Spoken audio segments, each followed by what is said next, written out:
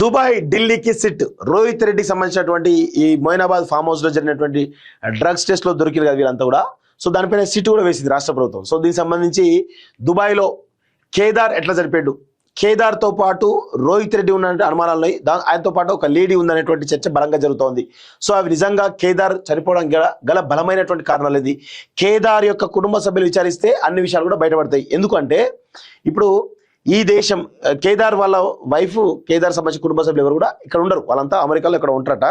So ఇప్పుడు ఈ రాష్ట్రంలో ఉన్నటువంటి బడా పారిశ్రామికవేత్తలు కావచ్చు, సినిమా వాళ్ళు కావచ్చు, రాజకీయ నాయకులు కావచ్చు, వాళ్ళు ఇక్కడ సంపాదించినటువంటి ట్యాక్స్లెస్ డబ్బులు ఏవైతున్నాయో అవన్నీ కూడా కేదార్ ద్వారా దుబాయ్లో పెట్టినట్టుగా తెలుస్తోంది. సో ఇప్పుడు కేదార్ చనిపోయిన తర్వాత ఇప్పుడు ఆ డబ్బుల విషయంలో క్లారిటీ వస్తలేదు. ఇప్పుడు అవన్నీ కూడా ఎవరికి చెందుతాయి? వాళ్ళ వైఫ్ చెందుతాయి. వాళ్ళ వైఫ్ ఇస్తుందా? ఇచ్చే పరిస్థితి ఉంటుందా? ఉండదు. సో ఇదంతా కూడా కొంత కన్ఫ్యూజన్ నెలకొంది. అసలు దుబాయ్లో కేదార్ ఎందుకు చనిపోయాడు, కేదార్కు రోహిత్ రెడ్డికి ఉన్న లింక్ ఏంటి, వీళ్ళ మధ్యలో ఉన్నటువంటి వ్యాపార లావాదేవీలు ఏంటి, సో ఇవన్నీ కూడా తెలుసుకోవాల్సిన అవసరం అయితే ఉంది. అదేవిధంగా ఢిల్లీకి ఇప్పుడు నమిత్ శర్మ ఢిల్లీకి సంబంధించినటువంటి పారిశ్రామికవేత్త. సో నమిత్ శర్మకు రోహిత్ రెడ్డికి ఏమైనా కేదార్కు లింక్ ఉన్నాయా, ఇవన్నిటిని కూడా మొత్తం డీటెయిల్స్ తీసుకోవడానికి సిట్ అవసరమైన దుబాయ్ దాకా వెళ్ళడం కూడా సిద్ధమైనట్టుగా తెలుస్తోంది. ఫామ్ హౌస్ డ్రగ్స్ కేసులో ఆర్థిక వ్యవహారాలపై కూపి గతంలో దుబాయ్లో మరణించిన కేదార్తో నిందితులకు సన్నిహిత సంబంధాలపై ఆరా. రోహిత్, రితేష్, నమిత్ శర్మ కస్టడీ పిటిషన్పై నేడు తీర్పు రాబోతున్నాడు. మొయినాబాద్ ఫామ్ హౌస్లో కాల్పులు డ్రగ్స్ కేసు విచారణకు ఏర్పడినటువంటి సిట్ ఉగాది రోజున కూడా తన విచారణ కొనసాగించింది. ఈ కేసును అన్ని కోణాల్లో విచారణ చేస్తున్నటువంటి సిట్ కాల్పులు డ్రగ్స్ కేసులో నిందితులుగా ఉన్న వారి వ్యాపారాలపై దృష్టి సారించింది. ఇందులో భాగంగా సిట్ బృందాలు త్వరలో ఢిల్లీ, దుబాయ్ వెళ్లేటువంటి అవకాశాలు ఉన్నాయి.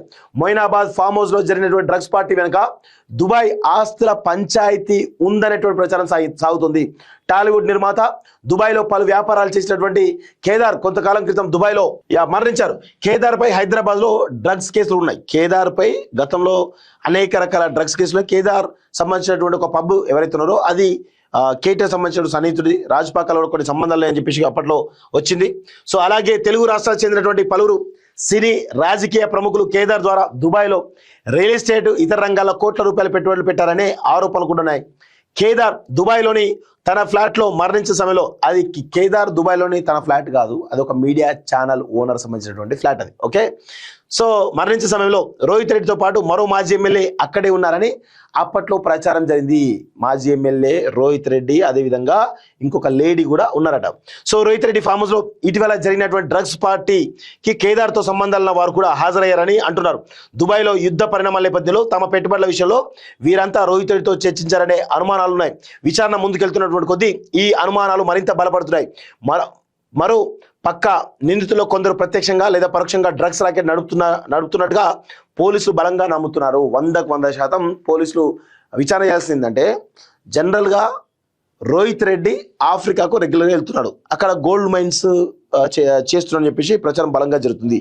సో ఆడ గోల్డ్ మైన్స్ చేస్తున్నాడా, గోల్డ్ మైన్స్ వ్యాపారం చేస్తున్నాడా, లేదంటే అక్కడ ఆఫ్రికాలో డ్రగ్స్ చాలా చౌకగా ఎక్కువ దొరుకుతాయి, మరి అక్కడ నుంచి ఇక్కడికి ఏమైనా డ్రగ్స్ రాకెట్ ఏమైనా నడుపుతున్నాడా, ఇది ఒక మాఫియా నడుపుతున్నా, ఇవి తెలవాల్సిన అవసరం అయితే ఉంది. ఇప్పటి వరకు సేకరించిన సమాచారం ఆధారంగా డ్రగ్స్ కేసు మూలాలు దుబాయ్, ఢిల్లీలో ఉన్నట్టు తెలిసింది. దీంతో సిట్ బృందాలు విచారణ నిమిత్తం త్వరలో దుబాయ్, ఢిల్లీ వెళ్ళాలని నిర్ణయించినట్లు తెలిసింది. నిందితుల నుంచి సేకరించినటువంటి సమాచారం ఆధారంగా డ్రగ్స్ మాఫియా మూలాలను తెలుసుకునేందుకు ఇప్పటికే పలు బృందాలు పనిచేస్తున్నాయి. అయితే ప్రధాన నిందితులను కస్టడీకి తీసుకున్న తర్వాత లోతుగా విచారణ మొదలవుతుందని పోలీసులు ఉన్నతాధికారులు చెబుతున్నారు. 2 నిందితుల విచారణట.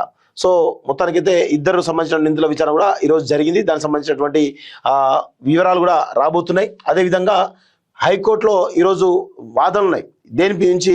ఈ రితేష్, రోహిత్ రెడ్డి, నమిత్ శర్మను కస్టడీకి తీసుకోవడానికి ఈరోజు తీర్పు రాబోతుందట. వచ్చిన తర్వాత మిగతా విషయాలు కూడా తెలుస్తాయి.